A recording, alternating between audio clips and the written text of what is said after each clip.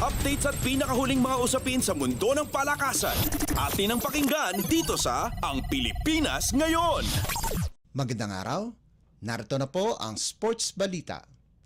Sinabihan ng Pilipinas na lahat ng mga atleta, coaches, delegasyon at pati na rin ang mga fans ay mararamdaman ang init ng pagtanggap ng bansa sa kanila kapag sila ay nanood sa FIVB Men's World Championship o MWCH 2025 na magsisilbing host ang Pilipinas sa Setyembre sa susunod na taon. Sinabi ni Philippine National Volleyball Federation o PNVF head at presidente ng Asian Volleyball Confederation sa 39th FIVB World Congress na ginanap sa Porto, Portugal na gustong-gusto ng mga Pilipino ang larong volleyball at sila'y tatangkilik sa darating na MWCH. At sa harapan ng 200 miyembro nito, kasama na ang bagong halal na FIVB President na si Fabio Azevedo at dating President Ari Graca na kapwa ay taga-Brazil at pati na rin si Secretary General Hugh McCutcheon ng New Zealand. Ipinakita ni Suzara kung ano-ano ang maasahan sa pag-host ng bansa sa nagaganapin mula 12 hanggang 28 ng Setyembre sa SM Mall of Asia Arena at Smart Araneta Coliseum. Inilarawan ni Suzara na hindi pa alam ng mundo kung gaano kamahal ng Pilipinas ang larong volleyball at inihalimbawa nito ang pagtangkilik ng mga Pilipino sa Volleyball Nations League o VNL na nagiging host ang bansa 3 sunod-sunod na taon.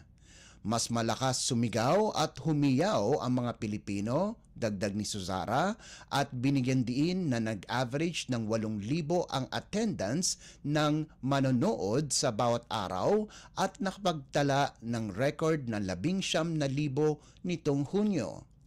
Ipinagmalaki din ni Suzara sa delegado ng Kongreso na mula sa 100 at ika-17 pwesto sa buong mundo, ang Philippine men's team ay tumalon sa ika-64 na pwesto sa loob lamang ng 3 taon pagkatapos ng pandemya.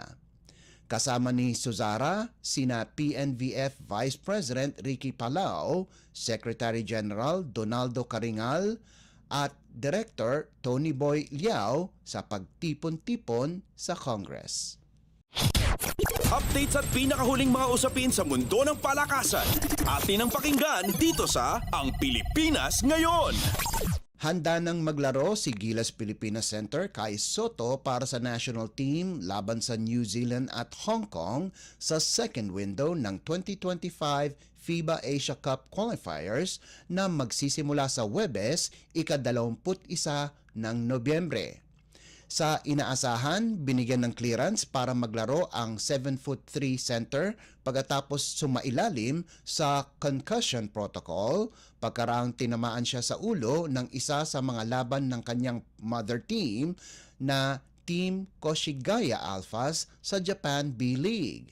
Sa pagbabalik ni Soto, mayroon ng malaking player si Gilas head coach Tim Cone para duplikahin ang malaking upset na nagawa ng Nationals laban sa dating world number 6 Latvia noong FIBA Olympic Qualifying Tournament nitong Hulyo. Kasama sa frontline ni Soto ay si Junmar Fajardo na layunin ay gumawa ng opensa at depensa sa magkabilang court, kasama na din si Japeth Aguilar na magsisilbing backup.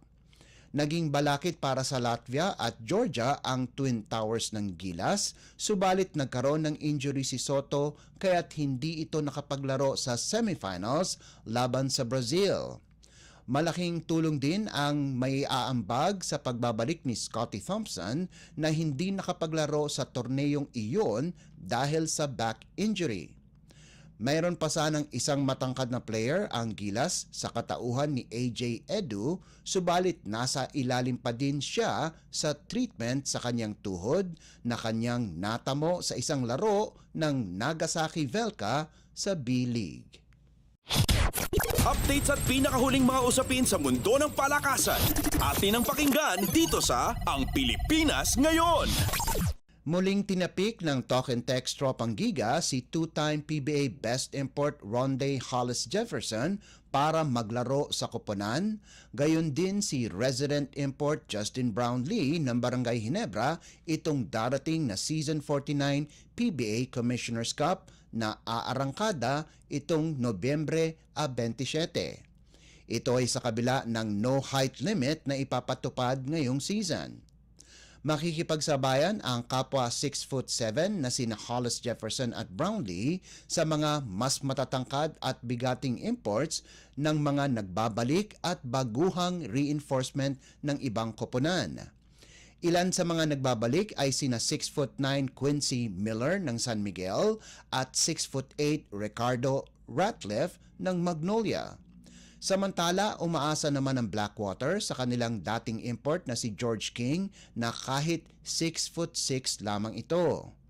Mga bagong mukha naman ang sasabak sa ibang koponan katulad ni 6'9" American Panamanian Akil Mitchell na paparada para sa Meralco Bolts, 6'11" British Cavell Bigby Williams na maglalaro para sa Northport Batang Pier at ang 6'9" at dating NBA player na si Check Diallo na kinuha ng Converge Fiber Xers.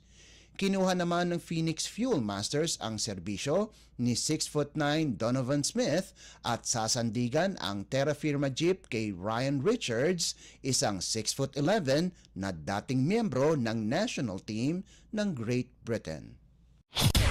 Updates at pinakahuling mga usapin sa mundo ng palakasan. Atin ang pakinggan dito sa Ang Pilipinas Ngayon. At yan ang pinakahuling balita sa larangan ng palakasan. Para sa Radyo Pilipinas World Service, ito po si Leo Magpayo. Magandang araw. Updates at pinakahuling mga usapin sa mundo ng palakasan. Atin ang pakinggan dito sa Ang Pilipinas Ngayon.